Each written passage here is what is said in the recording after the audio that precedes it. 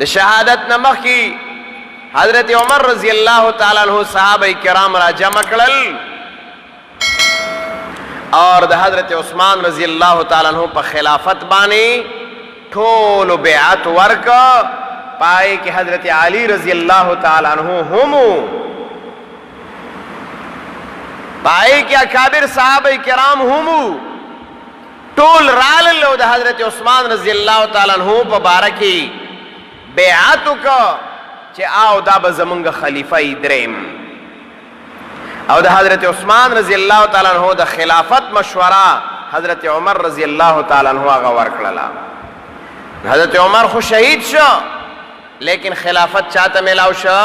حضرت عثمان رضی الله تعالی عنہ ته ملاو شو. اور صدپاس دولس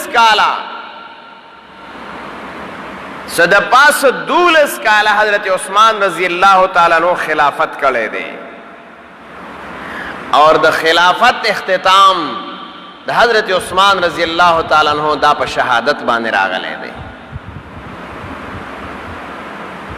د داسې شخصیت شهادت دا د انسان ذهن نه مني.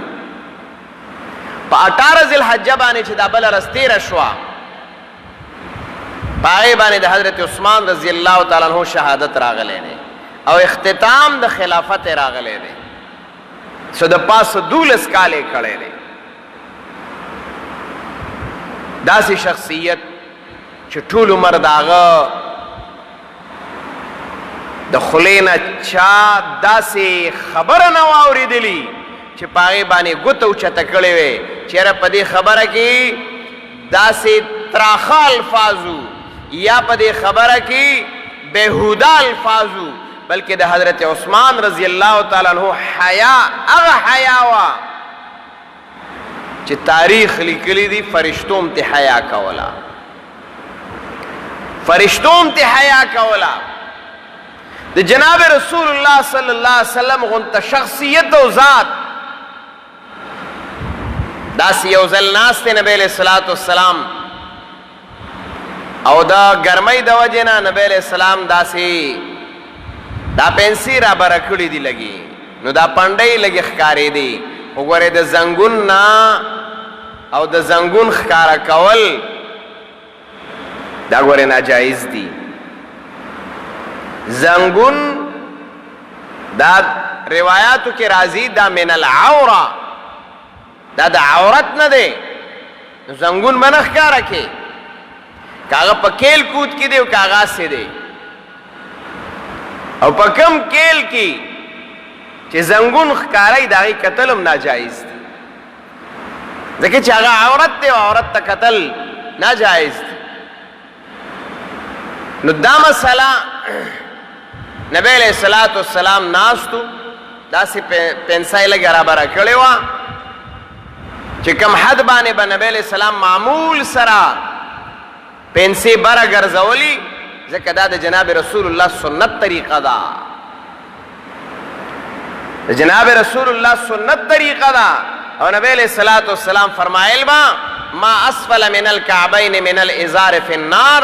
چې کومه حصه د خپې د ګیټیو نه لاندې دا په پنسه کې پټه شوه قصدن آمدن تکبرن او خیلن دا به په اور کې الله سوځوي. سنت د جناب رسول الله بداو چې هغه به پنسې بره ساتلې لنګ به بره ساته. نبی علیہ السلام ناست دی حضرت ابوبکر صدیق راغې پروايي نه وه حضرت عمر راغې او مغسې پنسې دغسې وي چې کله حضرت عثمان رضی الله تعالی عنہ راغې نو نبی علیہ السلام را پاسېد او پنسې ښکته کړه. صحابه حیران شو یا رسول الله ابوبکر صدیق راغې حضرت عمر راغې تاسو څه حرکت ونه کړه او چې کله حضرت عثمان رضی الله تعالی عنہ راغې نو تاسو پنسې راښکته کړې وی دا هغه شخصیت دی چې د ده نه فرشتې حیا کوي نو زه به ترې ولې حیا نه کومه دومره حیاناک انسانم دومره پاک دامن انسان هر وخت خیرخوا انسان او بیا چې داغه سره کم انداز باندې داغه شهادت په کم انداز باندې راځي دا عقل نمانی، عقل نمانی. باغیان دا عبداللہ ابن سبا دا داغ قومو اغی مشرو. حضرت عثمان رضی اللہ تعالیٰ عنہ دا خلافت پا آخری ورځو کی د جمعې په ورځ باندې په منبر ناستو او خطبه کولا بیان کاو. 250 کسان او بعض روایتو کې راځي 200 کسان دا په مسجد نبوي باندې را دنوتل. باغیان ځانته مسلمانان ویل او ځان له یو خبره یو بانا کتلی و او هغه باندې دا کتلی و چې د حضرت عمر بدللانی خوی بد بانی بسیار او دیر خلافت پریدی او دے داو کی دے داو کی. اسی حضرت عثمان رضی اللہ تعالیٰ عنہ تا ربط شوے ہو دا خلافت ختمولو. حالانکہ دا سے خلافت تیر شوے دے حضرت عمر رضی اللہ تعالیٰ عنہ خو 22 لاکھ مربع میل بانی چکم دے خلافت کڑے دے لیکن حضرت عثمان رضی اللہ تعالیٰ عنہ پا بارک راضی چی آگا 32 لاکھ مربع میل بانی خلافت کڑے دے. دا سے خلافت ہے داغ پا خلافت کی چاہتا سا مسئلہ نو پہ خشوی خو سرکشا دا پا ہر قوم کی سرکشوی چی داغی دا وجہ دا ٹول قوم اگا تتر بتر شی اختلافات و شکار شی فرقواریت شکار شی مسائل را پیدا کی. دا ہر قوم ہر زمانہ کی ہر زائی کی دا خلق ہوئی. حضرت عثمان رضی اللہ تعالیٰ عنہ تاریخ لکلی ری پا مسجد کی او پا مسجد نبوی کی پا منبر رسول بانے ناستے او دا باغیان چکل رالل 200 کسان دی پا مسجد نبوی رالل. یو راغے و حضرت عثمان رضی اللہ تعالیٰ عنہ تے بدرت شروع کرل پا عین خطبہ کی بعین خطبہ کی حضرت عثمان رضی اللہ تعالیٰ عنہ تا بدرت شروع کرل. حضرت عثمان رضی اللہ تعالیٰ عنہ دا آگئی پرواہ نہ ساتلا او خپل خطبہ و بیان جاری و ساتا چھ باغی و نشوا بل باغی راغی و حضرت عثمان رضی اللہ تعالیٰ عنہ دا گریوان نونی و ریخ کا. حضرت عثمان رضی اللہ تعالیٰ عنہ آگئی دا منبر نکوز نکا او بیام چھ دینو آگا لگیاو خپل بیانے کاو. داغر ٹیم کی حضرت علی رضی اللہ تعالیٰ عنہ را پاسے دا وی یا امیر المومنین ستا دا خبرن علاوہ منگ بلا خبرن شکولے زکر چھ دا جناب رسول اللہ صلی اللہ علیہ وسلم حکم منگتدارے چھ تاسو بدا خلیفہ حکم منے واغا چھ امرو کنوالا بداغا اطاعت و تابداری کوئی وی امرو کا حکمو کا چھ منگ دا دیس مسئلہ جوڑکو. حضرت عثمان ورطوئی چھ نا زدان نغوالم چھ زما دا وجہ ندی قوم پخپل کیو جنگی گی. زدان نغوالم چھ زما دا وجہ ندی مسلمانان شہادتو نراشی. زدان نغوالم چھ زما دا وجہ ندی جنگ و فساد جوڑ شی. اجازت ہے ورنک. دریم باغی را پاس دا حضرت عثمان رضی اللہ تعالیٰ عنہ دا گیری نونی وان اور رائخ کا او بیائی پا حضرت عثمان رضی اللہ تعالیٰ عنہ بانی گزارون شروع کرل. خو چونکہ دا باغیانو غلبہ وا مسلمانان پا دغا وقت کی علماء کرام لکی زیادہ تر دا حج تتلیو سمرچی مسلمانانو زیادہ تر چونکہ 18 ذی الحج جوا نو حج تتلیو پیادل مزلیوی واپسی دم رزر چرتا کی دا نو دیر مسلمانان دا پا حج کیو او دی دلتا دا دغی زمانے نا فائدہ واغستا او پا حضرت عثمان رضی اللہ تعالیٰ عنہ بانی حملہ اکڑلا پا مسجد کی. تردی پورے چی حضرت عثمان رضی اللہ عنہ دم رواہ چی آغا بیوش شا چې بیهوش شه هوش کې راغی حضرت علی رضی الله تعالی عنہ ورته وایي خلق ټول راغله ستا تپوس کوي وای خلق دې زما تپوس کوي ټیک ده خو زاول دا تپوس کوم چې د مدینی حالات څنګه رې ځکه چې دا هغه خار دی چې موږ ته جناب رسول الله پر خیره د امن دا هغه کلی دی چې دې کلی دا جناب رسول الله موږ ته د امن پر خو دی نو د دې څه حال دی دا راته وایي د امن خواهانو خپل بیزتی ته نه قتل خپل تکلیف ته نه قتل خو د کلی امن ته قتل خو سرکشه چې وي هغه د کلی حالاتو ته نه ګوري او کلی دې تتر بتر شي خپل مقصد پورا کولو خپل غصې او غضب او خپل هغه انا پورا کولو د پاره هغه څه نه کوي بیا نه د مسجد خیال ساتي نه د مسلمان د عزت خیال ساتي نه د هغه د قدر خیال ساتي نه د هغه د دیندارۍ او د ایماندارۍ خیال ساتي نه د هغه د خلافت او د هغه بزرګۍ خیال ساتي نو دغه باغیان بیا اعلان کوي چې د نن نه بعد به حضرت عثمان په دې مسجد نبوي کې منځ نه ورکوي او نه به جمعه ادا کوي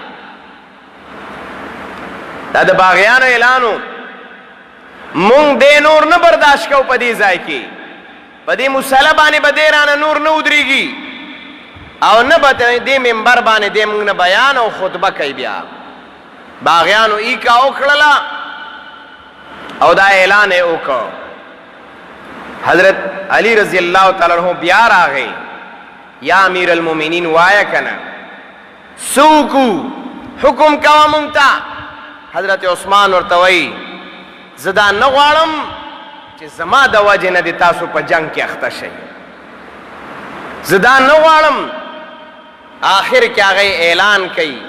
چې تر هغه وخته پورې موږ حضرت عثمان نه پریږدو چې تر څو پورې اعلان د خلافت د پرېښودو نه یې کړی اعلان د خلافت د پرېښودو دې وکړي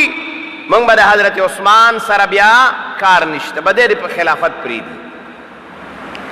حضرت عثمان ورته وایي چې دا کېدی نه شي چې د څه په باره کې د جناب رسول الله قول موجود دی چې حضرت عثمان ورته دا خبره وکړه چې هغه قول دارې چې دا خلافت عثمانه ستا قمیص دی او دا قمیص به ستا نه خلک راکاږي خدا به ورکې نه دا قمیص به ستا نه خلک راکاږي خدا به ورکې نه بهرحال باغیان نورم په ضد او په عناد باندې ودرېدل او حضرت عثمان ته وی که بهر د کور راوتی او مسجد نبوي ته رالی نو ته خپل حال وګوري خو مسلمان سکول نشول مسلمانان کم کمزوري تاریخ لیکلی دی پکور کې حضرت عثمان رضی الله تعالی عنہ بند کو یو ورځ نه دوا ورځې نه درې ورځې نه 40 ورځې مسلسل څلوېښت ورځې حضرت عثمان رضی الله تعالی عنہ دا پکور کې بند کړو حضرت عثمان رضی الله تعالی عنہ څلوېښت ورځې دا پکور کې بند کړو خوراک بند اوبه بند دي ورتلل بند مکمل تی باغیان د کور نه تاو شوي تر دې پورې چې وایي کله داسې 24-25 ورځې تېرې شوې بیا حضرت علی رضی الله تعالی عنہ ورغی ورته یا امیر المؤمنین حکم کوا او ورته مکه زړه خبره کوي زړه خبره کوي تاریخ لیکلی دی چې لوګه دا تند دا وی تپوسو شو د حضرت عثمان نه چې دی وخت کې ته څه کې لکه تابانه خو لوګه راځي، تنده د کور خوراک ختم دی، اوبه ختمې دي، او یوه بیبي ده ورسره صرف په کور کې، حضرت نائله رضی الله تعالی عنها دا ورسره ده. هغه ورته په جواب کې وایي چې کله وږې شم ډېره زیاته لوږه را باندې ولګي نو قرآن راوالم، نو د قرآن تلاوت کوم کوم کوم کوم نو په ځان نه پوهېږم، هغه لوږه مې ختمه شي. او چې کله ډېره تنده را باندې ولګي نو د الله عبادت ته ودرېږم، نوافلو ته ودرېږم، او نوافل وکم وکم وکم تر دې پورې چې زما د تندې احساس ختم شي. نو تنده په مونځ باندې ختموم او لوږه په قرآن باندې ختموم. دا دوه کارونه کوم. کله چې باغیانو ارادې خطرناکې شي چې اوس یې وجنو، حضرت علی رضی الله تعالی عنہ دوه زامن حضرت حسن او حضرت حسین دی له تورې ورکړي او ویلال شي د حضرت عثمان په دروازه باندې څوکیدارۍ دپاره ودرېږئ. حضرت حسن او حضرت حسین څوک نن خو صرف خلک امامان پیژني چې د امامانو میاشت ده، محرم دی، شربتونه کوه، خیراتونه کوه، او بعضې حضرات لګیاري د خدای په عذاب هغه په چړو باندې ځانونه وایي. دغه حضرت حسن او حضرت حسین دا د جناب رسول الله صلی الله علیه وسلم نوسی دي، دا د حضرت فاطمه رضی الله تعالی عنها بچی دي، د حضرت علی رضی الله تعالی عنہ بچی دي، د حضرت عثمان د پاره څه کوي؟ نن دغه ظالمان چې ځان ته عاشقان د حسنین وایي، ځان ته عاشقان د حسن او د حسین وایي، او په حضرت عثمان پسې بدرد وایي، په حضرت عثمان پسې بدرد وایي. حضرت حسن او حضرت حسین دا د حضرت عثمان په دروازه باندې ولاړ دي. نن کاغی په کربلا کې تندې او لوږې برداشت کړې وي، دا یې د حضرت عثمان نه زده کړې وي، حضرت عثمان نه زده کړې وي. تاریخ لیکلی دي وایي کله چې د باغیانو مزاحمت ډېر شه نو حضرت حسن او حضرت حسین مقابله ونه کړی شوه، او دا 39 ورځ وه، 39 ورځ حضرت حسن او حضرت حسین دواړه ناکام شو چې موږ د دې باغیانو مقابله اوس نوره نشو کولی. هغه ظالمان په کور باندې راواوړېدل. حضرت عثمان ورته وایي اے باغیانو زه هغه عثمان نه یم چې ما د تمامو مسلمانانو دپاره د اوبو کویې وقف کړی و، نن ما ته د هغې نه تاسو قطره اوبه نه راکوئ. زه هغه حضرت عثمان نه یم چې مسجد نبوي په هغې کې ما د الله د رضا دپاره ځای وقف کړی و، نن تاسو ما هغې ته نه پرېږدئ. زه هغه حضرت عثمان نه یم چې هغه په قحط سالۍ کې د تمامو مسلمانانو غم کولو او تاسو په ما باندې 39 ورځې 40 ورځې قحط جوړ کړی دی. ما ته زما جرم وښوئ، ما ته زما ګناه وښوئ. هغه باغیانو کې سرکشه خو یو وي، ټول سرکشه نه وي، یو سرکشه وي، د هغې د وجې نه ټوله مسله جوړه شي. په دیوال راوړېدلی دی، په حضرت عثمان رضی الله تعالی عنہ باندې ګزارونه وکړل، د اوسپنې ګزارونه یې پرې وکړل، او د حضرت عثمان رضی الله تعالی عنہ بدن یې زخمی کړ. بل ظالم راغی او هغه د ګیرې نه نیولی دی او راکاږي. دریم ظالم راغی اپې د خنجر ګزار کوي، نو د حضرت عثمان بیبي هغې ورته لاس ورمخې ته کړ او د هغې ګوتې کټ کړې غونډې، ګوتې پرېوتې، او هغه ظالم راولګېده او د حضرت نائلې رضی الله تعالی عنها ګوتې د ځان سره کړې او ځان سره یې واخیستې. تاریخ لیکلی دي چې کله حضرت عثمان دا حالت ولیده وی الله زما په عزت باندې زما په ناموس باندې حملې شروع شوې ته زما د طرف نه دی ته کافي شي. هغه په خنجر گزارو. د هغې نه بعد حضرت عثمان رضی الله تعالی عنہ هغه شهید شو او کلمې وویله او د الله کتاب مخې ته پروتو او د جمعې ورځ وه او د تمام قرآن پاڼه پاڼه هغه په وینو باندې ګنده وه. د حضرت عثمان په وینو باندې وه. هسې ستاسو څه خیال دی؟ تاریخ لیکلی دي د قیامت په ورځ باندې به مصلا د رسول د جناب رسول الله صلی الله علیه وسلم مصلا دا د حضرت عثمان د حضرت عمر د شهادت گواهی ورکوي چې په دې باندې حضرت عمر ته شهادت راغلی و. اور کتاب الله د الله کتاب دا به د حضرت عثمان د شهادت گواهی ورکوي. په وینو باندې لید پیت کو او بیا اعلان وکړو چې که چا د حضرت عثمان جنازه وکړل د هغه سر به مونږ قلم کړو. که چا د حضرت عثمان جنازه وکړله یا هغه حضرت عثمان دی چې د قوم سره څومره ښه کړي دي د هر چا خیرخواهي لټولې ده د فساد ختمولو دپاره څومره کوششونه کړي دي خپل تکلیف یې په خپل ځان برداشت کړی خپلې بېعزتۍ برداشت کړي لیکن خلکو ورسره څه وکړل؟ دا د باغیانو کار وي.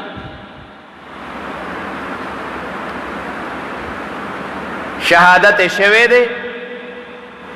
یو کپړه یې نه ده پرېښوله په کور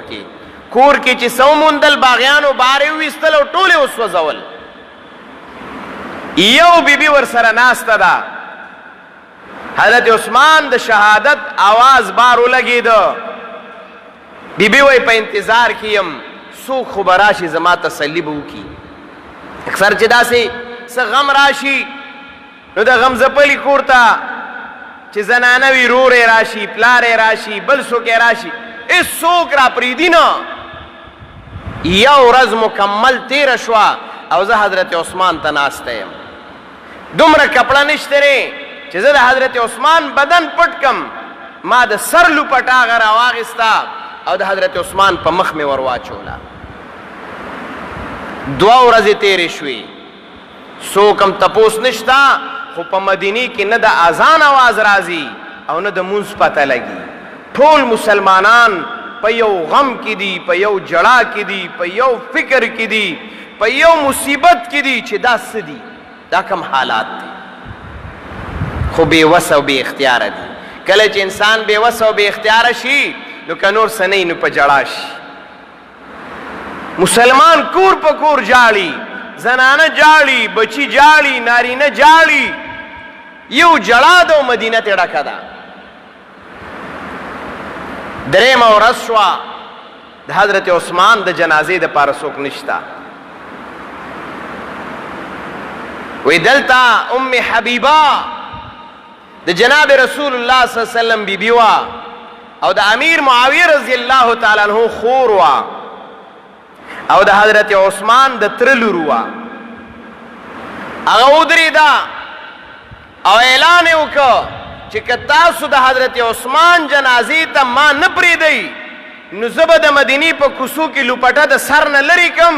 او زه به ګرځم او تاسو ته به خیرې ازارونه کوم. باغیانو ته چې پته ولګېده چې د پیغمبر بیبي به ازار کوي او ته به ښه ورځ ومومي زر یې ووي هغې ته چې به تا ته اجازت دی ته ورشه ځه. ام حبیبی رضی الله تعالی عنها حضرت حسن رضی الله تعالی عنہ حضرت علی رضی الله عنہ د ځان سره که او یو خپله بیبي ده. یو کس یې بل کړی خو هغه تاریخ نه دی لیکلی چې دا څوک دی. 4 کس یې صرف ورته پرېښودل. د حضرت عثمان رضی الله تعالی عنہ کفن یې وکړه هغه یې سنبال که جنازې دپاره او په 4 کس یې جنازه راوچته کړه. د حضرت عثمان جنازه 4 کسانو کړي. څوک نه بیا چې د حضرت عثمان جنازې کړي وي. څوک نه بیا چې حضرت عثمان یې اوچت کړی وي د هغه دفاع یې کړې وي. هغه عثمان چې هغه څه نه وکړي کومه خیرخواهي نه ولټولي خو همیش دپاره زور چې خوړلی دی تکلیف برداشت کړی دی مصیبت او بې عزتۍ برداشت کړي هغه چا برداشت کړي دي چې هغه د قوم خیر خوا دی